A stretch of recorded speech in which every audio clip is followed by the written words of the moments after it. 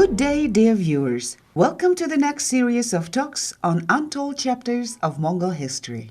On your behalf, I would like to extend my greetings and also gratitude to Dr. Tombayer for being a constant guest on our podcast to shed light on the untold, at times shadowy parts of Mongol history. Beginning from today, we will be starting a line of talks on the fourth sons of Chingis Khan. And the first talk in this series we would like to, of course, dedicate to the eldest son of Chingis Khan, Zuchang. The history of Zuchang rests under thick, volumes of veils of history. Would you please begin your talk on when and where and how he was born? Okay, first of all, I should say that this is maybe most mysterious of the sons of Chingis Khan.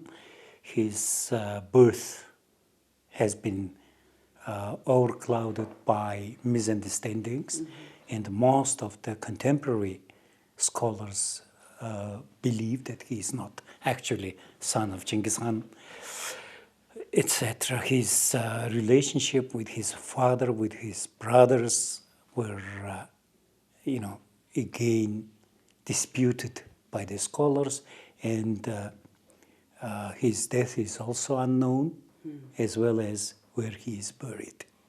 So, but on the other hand, he is one of the brilliant generals of Chingis Khan. He was the one who started his own independent campaign from his father, and he was able to create basis of the new empire called North, start from Irtysh River, and end by Bulgaria and Romania. So it's today's European Union as such. So that's a very interesting story. Let's begin probably with the mystery of his birth. We don't know exactly which year he was born, because in the secret history of the Mongols, they depicted the story when he was born, but they never mentioned which year it did happen. Either it was 1191, 1192. 91 or 81? 81 or 82. That is not really well documented. And that gives us a ground to many believe that he is not actually son of Chingis Khan, because secret history of the Mongols tells the story when Chingis Khan married his beloved wife Burte and was living in his native pasture land. Mirkits made inroad into his land and seized Burte and took away her into Mirkit land, and it took Chingis Khan almost a year to garner the support of Karaits and Jadarans, and together with this army does go to the Mirkits and beats up Mirkit leaders, and Chingis Khan recovers his wife, and then Jochi was born. So that gives a lot of ground for the insinuations that Chuchi was actually conceived by Mirkit. In captivity. In captivity by Mirkits. I don't know why we are not telling this beautiful story.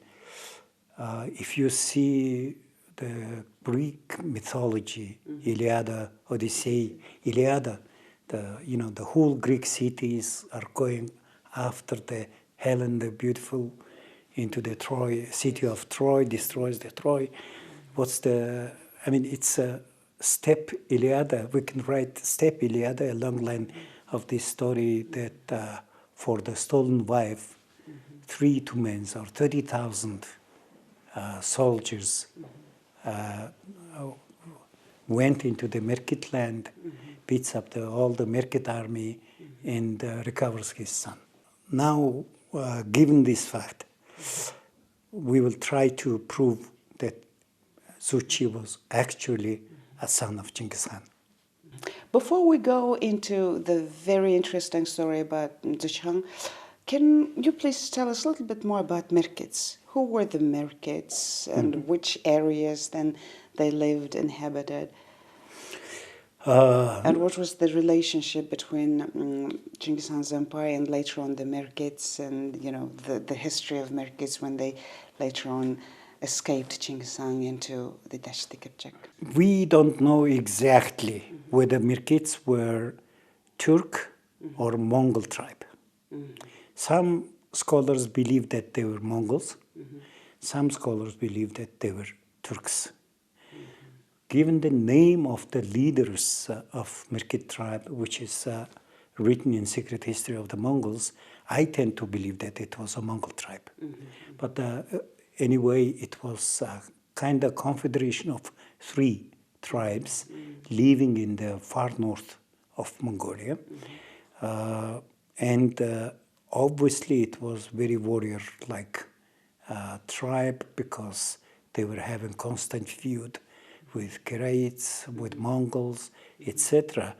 And the reason for the raid into Genghis Khan's land was related with the history of his mother, because his mother, Holun, she was actually married to a Mirkit, one of the Mirkit leaders, and while the guy was transporting her bride to his place, Genghis Khan's father, Isugi, came across the road, and they looked at the beautiful girl and decided to capture the girl. So after years, suddenly Mirkits decide that they should revenge theft of Holun, and they raided Genghis Khan's place. Having said this, I should also say that not all the Mirkits were feuding with Mongols. It was actually Udud Mirkit, one of the 3 Mirkit clans, that was really having a trouble with the Mongols, probably based on this quite a few decades early story of stealing someone's bride. And now the question comes out. I mean, was Bushte already pregnant? Pregnant? Or? Yeah, by the time of captivity, or she got pregnant during the captivity. If you see the different sources of Mongol history, for example, the Secret History of Mongols clearly talk about wife and son. If you see the Mongolian version of it, when Burte was taken into captivity, Genghis Khan sends an emissary to Khan Toril of Karaites, and when he is when he is sending a message to Toril, he says that when we were unaware, 3 Mirkits attacked us and took my woman and son. Yes. Clearly, Imhuwu. Тэг 3 мэрэгдэд гинэн бүхүйд ирж эм хөвөөгээ дагуулж автваа. So this is now translated into English as this. In the Secret History of the Mongols, produced by Mongolian scientists this year, released, I have lost my wife and unborn son, who were captured by them. 3 Mirkits came upon us suddenly and unexpectedly. I have lost my wife and unborn son. So this text already suggests that Genghis Khan knew that his wife was pregnant, and then he even knew that she was going to give birth to a son. Yeah. Whereas Christopher Atwood's Genghis Khan in Mongolian Nostafcha gives us a little bit different text, and here I wanted to get your clarification. So on Zonduro on 104, he says, we were surprised by the 3 Mirkit who came and stripped me of my girl. And we have come to ask the ruler father of mine to save my girl from me. The text is a little different. Here, Christopher Atwood translates as my girl. Here, as my wife and unborn son. Well, you see, we probably have to stick to the Mongolian text because it was written in Mongolian language, obviously by someone who knew Chingis Khan very well. If I'm not wrong, Secret History of Mongols has been written in 1240. Of course, the person who was writing this story, he knows in detail what happened around that time. And also in Rashid ad-Din, Compendium of Chronicles. By the way, this is a picture of Jochi that has been depicted in Rashid ad-Din's Compendium of Chronicles, or Jama' al-Tawarikh.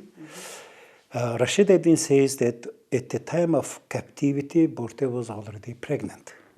And after capturing her, Mirkits, since they had good relations with Greats, sent Borte to Toril, Wang Khan, and Toril said that I cannot take a wife of my son. So he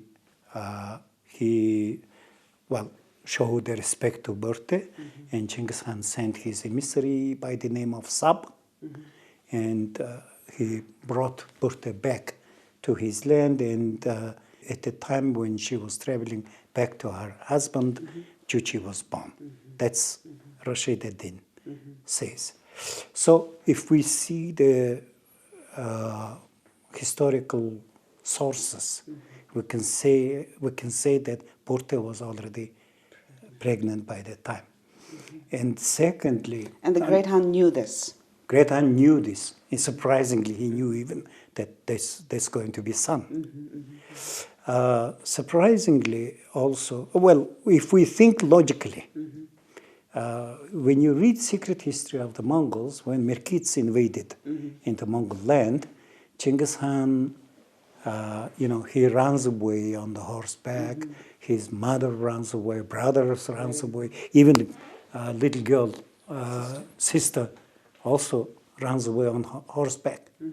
And somehow Borte was carried in a cart, hidden in a cart. So the question comes out: Chingis Khan he did not like his wife.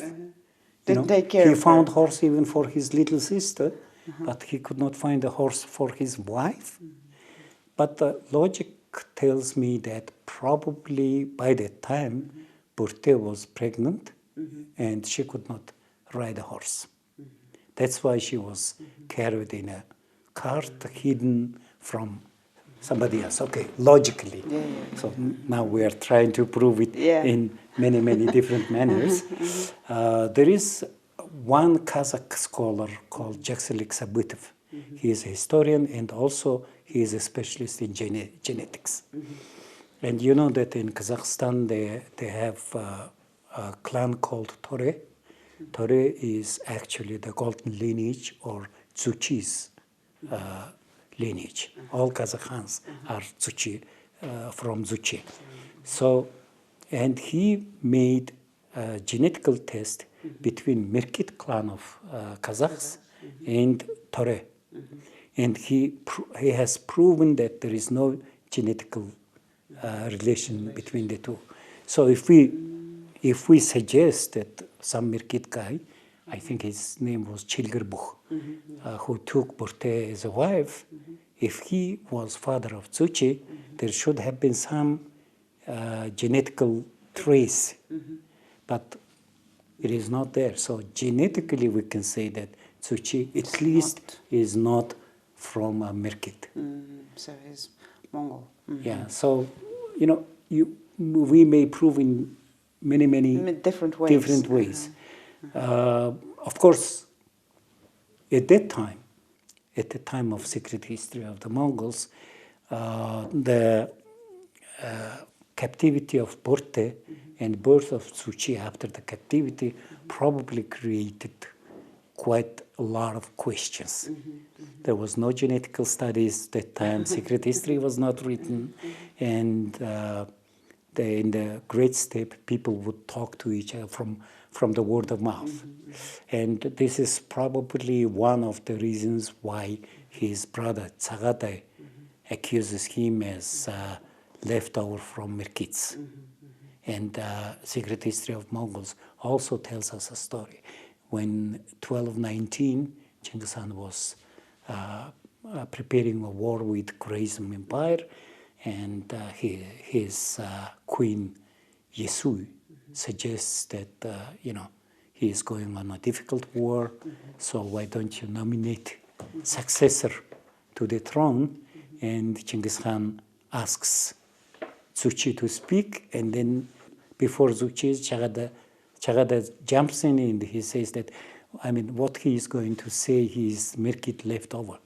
That created this controversy about Jochis birth. Chingis Khan says, Jochi is the eldest of my children, and never say these kind of things again. But on the other hand, Chinggis Khan realizes that if Jochi is appointed as a successor to the throne, it's going to end up in the probably quarrel between the brothers and maybe division of the empire in the future. That's why probably he decides in favor of the third son, Ugude, who doesn't have that controversy, because if he nominates Jochi as a successor, then Chagade will probably fight with him, and if he nominates Chagade, then Jochi will have a problem. So that's why least controversial of his son was Ugude. And again, here we should understand the succession pattern among the Mongols, because if in Europe, usually the eldest son takes the is the successor. In Russia, it's a little different. It's your brother first, and then your son. The Russian succession pattern is a little different. Among the nomadic society, there is no clear pattern that eldest is going to succeed. Actually, the pattern among the nomads is that the most able person, merit-based. On the merit-based. On one hand, it would have invited a lot of troubles in the future. There were a lot of cases when eldest son and younger son have been feuding with each other. A very clear pattern among the nomads is that youngest one owns his homeland. That's because why he stays behind. Yeah, that's why Tulu's case was not even considered for the succession. That's not fair, because Tulu eventually becomes the guardian of the hearth and home of Chinggis Khan's native lands. Yes. Native Mongol lands. And this is a tradition among the Mongols that youngest one owns a home. So Tulu continues the father's fire. Yes, that's why Tulu owns Mongolian heartland. And on the other hand, if you see, Tulu gets most of Mongol army. We'll come back to Tulu's story later. Okay. Now let's go back to Chuchi. So Chuchi is now undoubtedly the eldest son of the great Han. Can we now go back to the great deeds he accomplished as military general? You said he was one of the most renowned and most capable generals. Which campaigns he led and who he partnered with? His first successful campaign was in 1207 when he left to the, as Secret History of Mongols say, to the forest tribes. When we say about the forest tribes, it's actually Mongol, most of them were Mongol tribes, Oirats, Buryats, Tubans, or maybe that was more Turkic tribe. Habhanas, it's obviously Turkic tribe, and Hankhas, it's actually Mongol tribe. And Secret History of Mongols depict this campaign I would say campaign, not a war, because he did go to this place and got the allegiance of these tribes without a war. And Genghis Khan was quite happy upon his return, and he says to Jochi that you are the eldest of my son, you were the first to lead the army, and you managed to get those tribes without bloodshed and etc. So I would allocate you an ulus. So Jochi was the first among the Genghis Khan sons to have his own ulus. And Rashid ad-Din, in the Compendium of Chronicles, he says that he had a title of ulus idi. Ulus idi. Ulus idi is ulus idzin.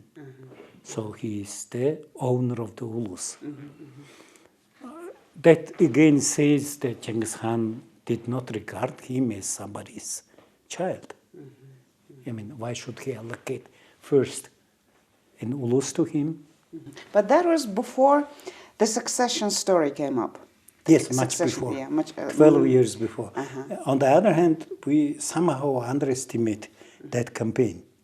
First of all, that campaign was designed that Genghis Khan was preparing a war with Qing Empire and with Jochis, and he was obviously strategically planning to make sure there is no threat during his campaign with Qing from the western sides as well as from Tanguts, because after that campaign he invades into Tangut Sisya state and makes them as a vassal state of Mongols.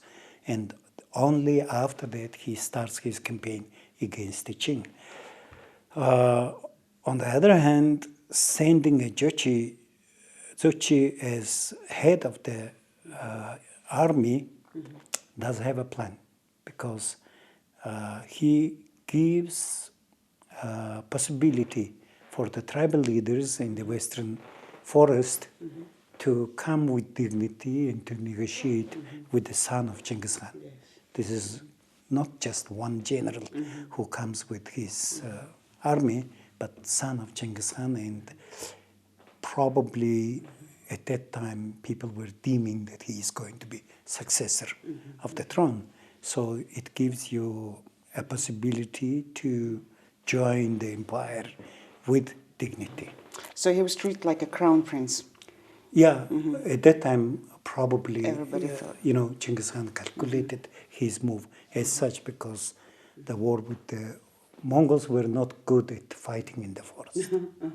So Mongols is a steppe tribe, and the fighting in the forest was always difficult for Mongols. If you see the history of the fight with the forest tribes, Mongol-Bashkir War, which lasted for 14 years. We were able to beat up Russians for 5 months, but fought with the Bashkirs for 14 years. So forest was always difficult. So probably Genghis Khan was very happy with the first success of Chuchi. And second is that a lot of scholars believe that first Mongol foreign campaign or campaign outside of the Mongol land was invasion into Tangut state of Sisya. But if you see Jochi's western campaign in 1207, at least half of the tribes that he united with the Mongol Empire were not of Mongol origin. They were Kyrgyzs, they were Tubas, etc. So Urusuts, etc. So Urusuts are not Urusas, not Russians. No. This is a Turkic tribe, probably in the west of Baikal region. So it's a more Turkic tribe. But again, I would say that it was first campaign outside of Mongol land. But somehow there was not war. So somehow the importance of this campaign was down. So he was a diplomat too. He was a really good diplomat, and a lot of historians, they note that he was, more peace-loving than his Humane? brothers. Well, humane, it's a relative term for 13th century. Later on, we will see that he could be merciless at the time of need, but definitely he would first suggest a peace and subjugation, then the war, and etc. So, Contrary to Tsagade. Contrary to Tsagade. Tsagade's temperament was different. Yes, Tsagade was a little different character.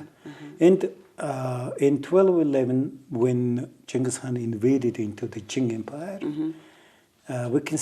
we don't see Jochi, because Jochi is in the invading army, commanding his own force, but under the command of the brightest of Genghis Khan's general Subede, Mughali, etc. So all the stories of this invasion has been written about Mughali, about Subede, and of course historians would not mention every commander of every domain of the invading force, but Jochi was in the main army. During the invasion of Jing, it was the first time when Ugode was given separate command. So Ugode invaded in the westernmost part of Great Wall of China, and then he conquered city of Datun.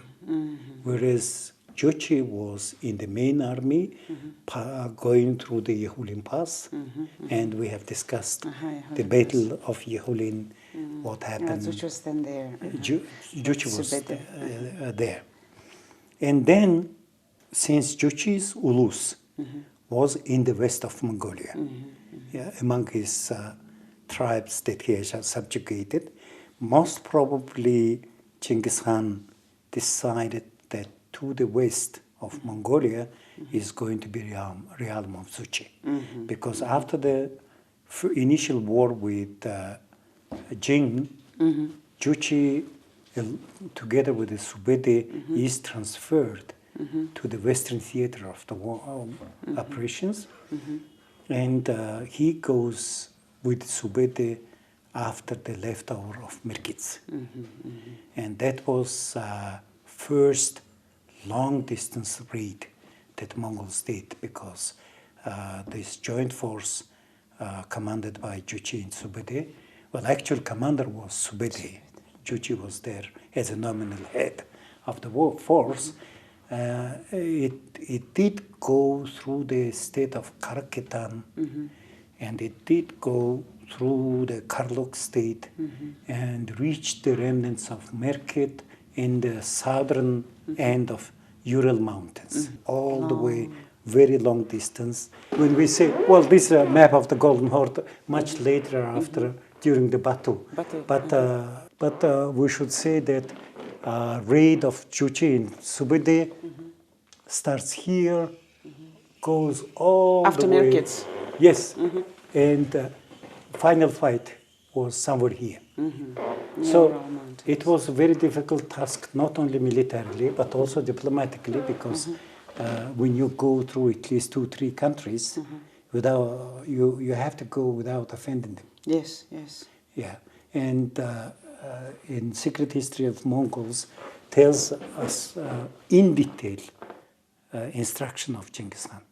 And Genghis Khan says that, well, you will go a long distance, do not spend time on hunting, do not offend others. So he is aware. But on the other hand, if you see the political scene in the west of Mongolia, the remnants of Naiman, Kuchluk was already in the Karaketai state. And if remnants of Mirkits, who were already in the Mogojar Mountains, or southern end of Urals, together with Kipchaks over there, Genghis Khan was obviously worried if the remnants of Naiman and Mirkits join together with Kipchaks and the Karaketai, then it's going to be a real danger for the Mongols. That's why he sends Subede and Jochi to this famous battle, famous raid, and they annihilated remnants of Mirkits. And when a leader of Mirkits, Hutu, was captured, Subide wanted to kill the person because Chingis Khan instructed him to do so. Chingis Khan, he instructed, do not bring them here back, kill them there. But Jochi wanted to save his life because Hutu was excellent shooter.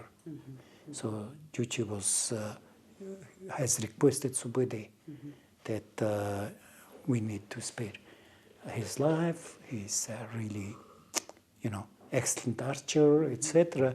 But Subide reminds him about his father's instruction and kills Hutu. So that shows that actual commander of the force was Subide. Yeah, and from here they move back, and somewhere here, in today's near city of Karaganda in Kazakhstan, the Khwarezm Shah's force comes across the steppe, Turgay steppe, to them. And, we have records written by An-Nasavi, who used to be a secretary of Khwarezm Shah's eldest son, Jalaluddin. And they send an emissary to Khwarezm Shah, Muhammad, saying that we have an order from Chingis Khan to follow the Mirkits and annihilate them, but we don't have an order to fight with you. So that's about 12, slightly past 10? 13. 13. 12, 13. Yeah, and Khwarezm Shah Muhammad says that maybe your Chingis Khan did not order you to fight with me, but Allah orders me to fight with you because you, Kuchuluk of Namaz, and Kurhan, or Karakitans, all three of you are godless pagans. So the historical sources say that there were probably around 20,000 Mongols and 60,000 Khwarezmians who were there, but for the whole day of fight, Khwarezmians could not overpower Mongols. Even there was a time when Jochi, along with his soldiers, made a surprise attack into the center of the Khwarezmian forces, so-called, Mongols used to say, to take out the herd. So they were attacking actual place of Khwarezm Shah, and almost reached Khwarezm Shah's stand, and Khwarezm Shah's eldest son Jalaluddin, along with 5,000 Turkmenians, did attack from the front, and Jochi was surrounded by the Khwarezmians, and Ketan general, son of the Yeluluge Seshe, together with 1,000 Ketan warriors, did attack into the center and saved Chuchi from actually captivity.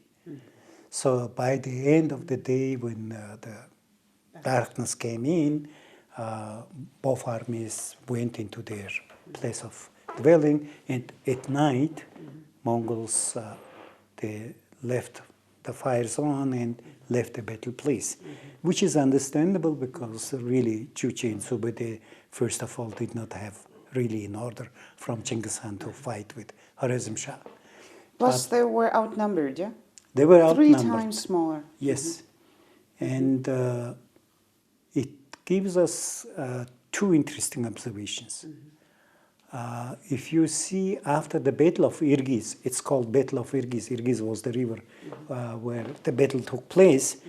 After the Battle of Irgiz, Khwarezm Shah has changed his defense strategy. He started building up 4 fortresses along the Sirdarya River, obviously calculating that Mongols would have a problem to cross the river, and he started building forts on the western bank of the river. And he avoided open conflict with the Mongols. And a lot of historians believe that was the result of the Battle of Irgiz, when he was outnumbering Mongols by 1 to 3, and was not able to overpower them, and Mongols left because they did not have order of Chingis Khan to fight with Khwarezm Shah. Probably it was a bit early to offend Khwarezm Shah at that time. But on the other hand, if you see the developments around, at that time, Jebe, along with Uyghur minister Chengai, did go into the Karaketan to, after the remnants of Naiman headed by Kushluk. So when one of your forces is entering into Karaketan, probably Jochi and Subede were supposed to back up from the western end of the operation that was going on in there. And at the same time, also the Barlas General Kublai, he did go to the Karluk territory, somewhere here. So there was 2 operations was going on simultaneously, and that's why probably they accepted the battle with Khwarezm Shah. It's interesting that after the battle with Mirkits, it took for them 2 weeks to reach Irgiz River in Turkey steppe. And That quickly? That quickly, and they are remaining there over a month, as if they are waiting for someone. And this story about the battle reached Khwarezm Shah when he was in Khorasan, and it took over a month for Khwarezm Shah to reach that place. So I always wonder why they were waiting for someone here, or why Khwarezm Shah was traveling that long. Even in Rashid ad-Din's Compendium of Chronicles, he writes that, okay, he came into this city and had banquet over a week. Is this the person who is going on war? Probably it looks like that Khwarezm Shah moves with his army to this place, but would like them to go as fast as possible while going around to different cities and feasting for a week or something like this, but they're waiting here. Yes. So it was probably first trial of the force of the armies of Mongol Empire and Khwarezm Empire, maybe, and maybe also it was cover operation for the Karaketan and Karluk operations.